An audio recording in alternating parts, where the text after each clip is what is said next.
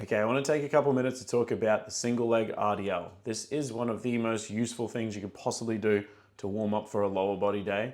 And to be honest, it's something that drives me mental when people don't pay attention and they just sort of go through the motions with this, because there's so much to gain from being able to do these effectively. And to use this as a drill to really fire up foot positioning, your coordination, your balance.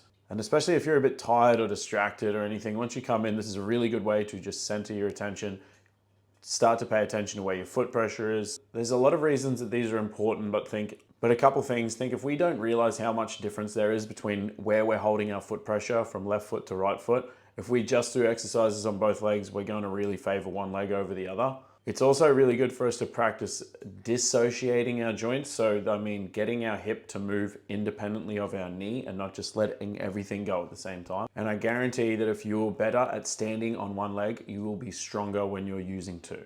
So the main thing we want to do when we're doing these is think of still trying to hold that stacked position. And then we want to find where, just take a second, take that other leg off the ground, take a second to find where your foot pressure is. You'll wobble around a little bit and then just think of bottom of the big toe, little toe, and heel, and trying to have as even a foot pressure between those 3 points as you can, like you're trying to grab the floor. Then the tricky bit is from here is trying to get your hip to push back without your knee either locking up and going back with you or bending and going forward. You just want you to think of your knee staying soft so you can push your hip back and forwards without your shin moving. It's going to move a little bit, but not much is the goal.